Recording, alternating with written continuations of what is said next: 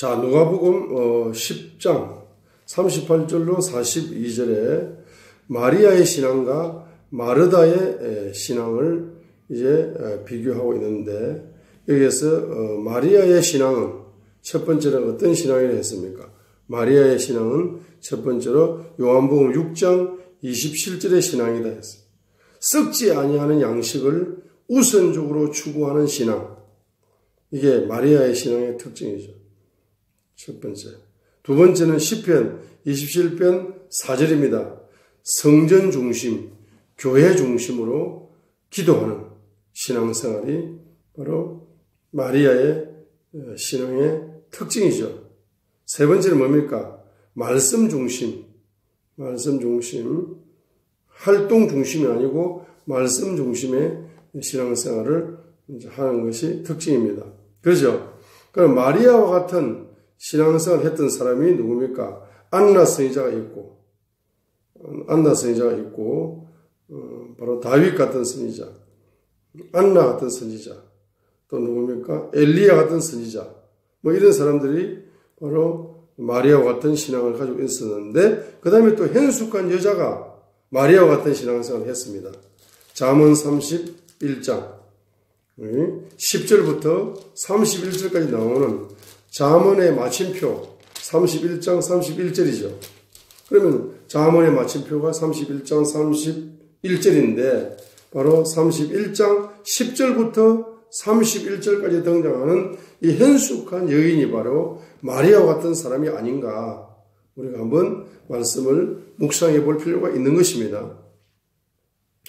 이 현숙한 여인은 결론적으로는 말씀 중심의 신앙생활을 해가지고 결론적으로는 말씀을 비즈니스에 응용하는 그 같은 비즈니스 활동을 통해서 무역을 할 정도로 엄청난 사업가로 성장을 했습니다. 엄청난 CEO로 성장한 사람이 아주 그냥 가정주부였는데, 이 현숙한 여자가 마리아 같은 사람이죠. 그래서 아주 현숙한 여자가 가정주부 같은 사람이었는데, 이 사람이 말입니다. 말씀 중심으로 신앙생활하고 그 말씀을 이제 많이 알다 보니까 기도해가지고 말씀을 응용을 해가지고 비즈니스에 응용을 해가지고 경제가 흘러오도록 만들어가지고, 남편은 그렇게 뭐 비즈니스 능력이 있는 사람이 아닌 것 같아요. 남편은 그냥 밥 먹고 노는 사람 같아. 근데 여자가 밥 먹고 놀아라, 당신. 밥 먹고 놀고 그냥 하고 싶은데 다 해. 이렇게 하면서 경제는 내가 다 뒤에서, 우리 가정에 뭡니까? 재정부 장관이 나다. 그러니까 당신 대통령처럼 살아. 그러면서 그냥 경제를 밀어주는 여자. 이게 현숙한 여자입니다. 이 여자가 마리아 같은 여자다. 말씀을 많이 공부를 하다 보니까 말씀을 가지고 비즈니스에 응용을 해서 경제가 엄청나게 흘러들어 만든 무역을 할 정도로 아주 여성 CEO로 성장했던 여자가 현숙한 여인이 아니었는가. 아멘. 자, 그래서 저는 잠언 31장 10절로 31절을 최고 좋아합니다. 제가 좋아하는 여자는 이름은 현숙이에요. 현숙이. 잠언 31장 10절로 31절에 있는 이 여인에게 흘렀던 영은 우상의 영을 회개하여 주님의 보혈 속에서 분해되고 갱의 영을 전이받은 사람이고, 우준의 영이 주님의 보혈로 회개 속에서 분해되고, 지혜의 영도 전이받았고 명철의 영도 전이받은 사람이 바로 현숙한 여인이었다, 이 말입니다. 아멘. 자, 그래서 이 현숙한 여인, 저는 잠언 31장 10절로 31절을 저는 집회 갈 때마다 현숙이 어디 있냐 그러면서 현숙한 여자가 돼야지 하고 현숙을 찾았는데 말입니다. 사람은 입에 말하는 대로 되는 거예요. 자, 그래서 잠언 31장 10절, 누가 현숙한 여인을 찾겠느냐? 그녀의 값은 루비보다 훨씬 더 가느니라. 그녀의 남편의 마음이 그녀를 편안히 신뢰하므로 그가 노량물을 필요로 하지 아니하리라. 그녀는 자기 평생 동안 그에게 선을 행하고 악을 행하지 아니하리라. 평생 결혼생활 하면서 자기 부인이 남편에게 한 번도 악을 행하지 않아. 네? 선을 행하는 거라. 그녀는 양털과 이마를 구하며, 이는 경제활동입니다. 아마를 구하여 기꺼이 자기 손으로 일하고, 경제활동입니다. 상인들의 배틀과 같아서 멀리서 자기 양식을 가져오고, 또 아직 밤일 때에 일어나, 아직 밤인데도 새벽 일찍 일어나가지고, 자기 집안 사람들에게 먹을 것을 주고, 자기 여종들에게 몫을 정하여 주고, 밭을 깊이 살펴보고 그것을 사고, 자기 손에 열매를 가지고 포도원을 세우고, 힘있게 허리를 동이고, 자기 팔을 강하게 하고, 자기의 장사하는 일이 잘 되는 줄을 깨닫고, 밤에 등잔불을 끄지 아니하고, 자기 손을 물레가락에 대고 손으로 물레 실패를 잡으면서, 자, 요거 지금 13절로 19절 있죠. 12절은 뭐냐면 남편에게 일생 동안 악을 한 번도 행하지 않고 선만 행했다. 그리고 13절로 바로 19절까지는 경제활동을 해요. 경제활동입니다. 아직 말입니다. 한 번도 태양보다도 늦게 출근한 적이 없다. 태양이 출근하기 전에 어두컴컴할 때 항상 새벽 일찍 일어난다. 그죠? 그리고 밤에도 말입니다. 등장불을 끄지 않고 밤에 잠을 안 잘 정도로 말입니다. 열심히 일하는 거. 그리고 자기 여종 남종들을 잘 관리를 하는, 인맥 관리를 잘합니다. 잘 관리를 해가지고 그 종업원들을, 경제활동하는 종업원들을 잘 이제 다스리고 관리를 참 잘합니다. 경제활동하면서. 이 CEO죠. 자, 그러면서 이제 이 사람은 보세요. 20절부터 보세요. 이 사람은 구제 경제도 합니다. 가난한 자들에게 손을 내밀고 참으로 궁핍한 자들에게는 이제 손을 뻗는다. 그죠? 그러니까 20절은 뭡니까? 이웃을 사랑하는 사람이죠. 가난한 이웃에게 경제를 나눠주는 기부사역을 잘하고, 또 자기 집안의 모든 사람들이 주홍색 옷을 입었으므로 눈이 와도 자기 집안 사람들로 인해 두려워하지 아니하고 스스로 수놓은 융단 덮개를 만들며 비단옷과 자주색 옷을 입고 했어요. 그렇죠? 그러니까 이제 자기 관리를 잘하는 거죠. 자기 관리를 잘하고, 그 다음에 이제 남편을 세워줍니다. 23절. 그녀의 남편은 그 땅의 장로들 가운데 앉을 때 성문 안에서 유명하게 남편을 세워주니까 남편이 말입니다. 유명하게 알려진 사람이라. 유명한 사람으로 만들어줍니다. 그죠? 그녀는 24절에 고운 아마포를 만들어 팔고 허리를 상인들에게 넘겨주고 능력과 명예로 옷을 삼고 다가올 때를 기뻐하리라.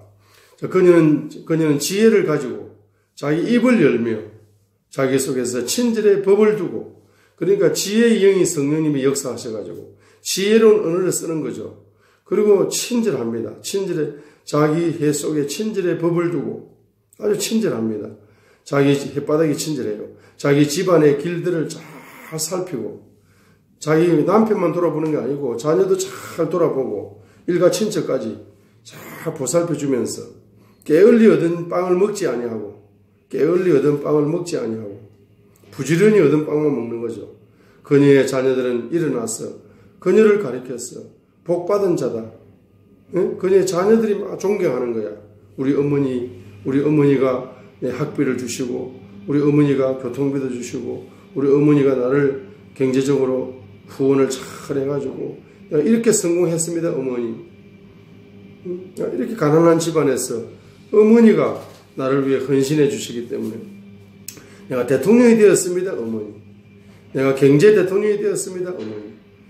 내가 어떤 분야의 대통령이 되었습니다. 어머니. 어머니 절 받으세요.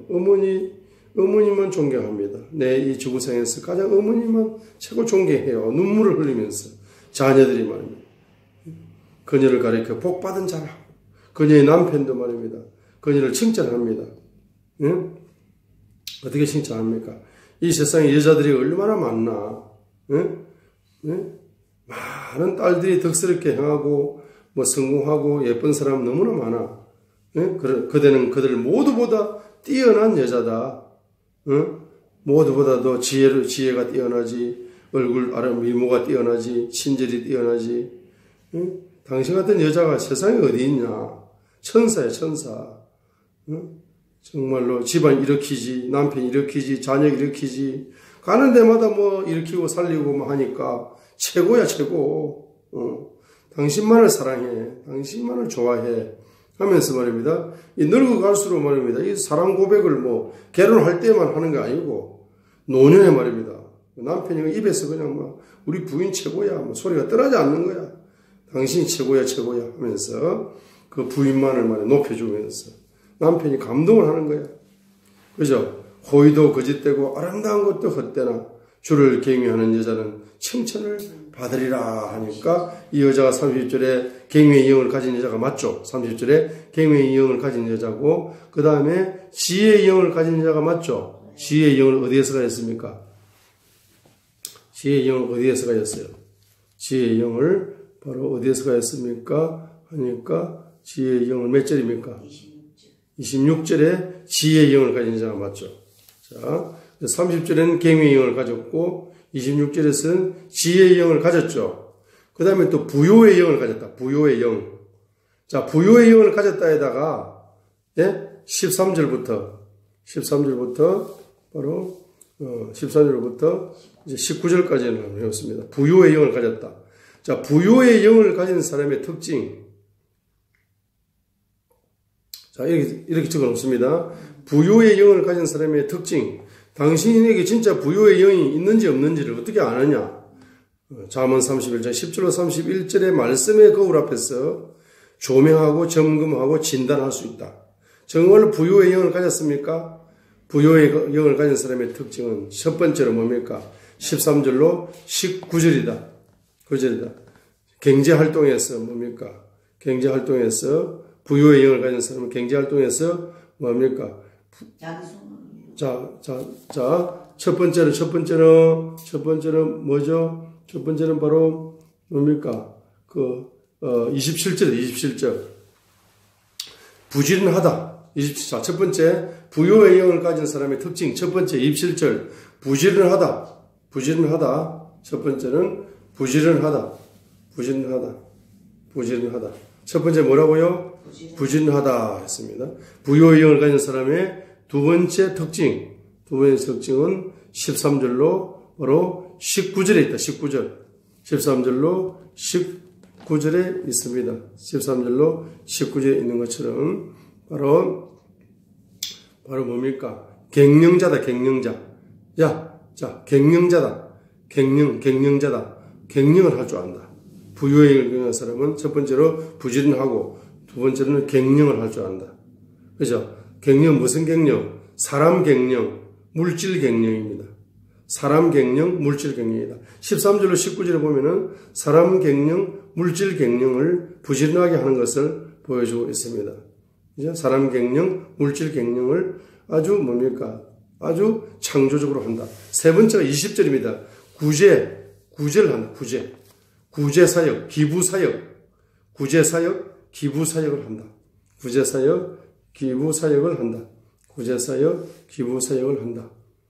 자, 그죠? 그죠? 부유의 영을 가진 사람. 네 번째로.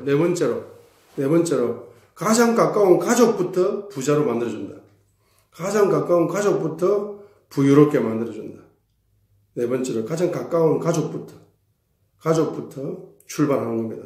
내 자녀를 부유롭게 만들고, 딸을 부유롭게 만들고, 아들을 부유롭게 만들고, 남편을 부유롭게 만들고, 가정을 부유롭게 만들고, 그죠? 이 부유의 영을 가진 사람입니다. 가정의 영을 부유롭게 만들고.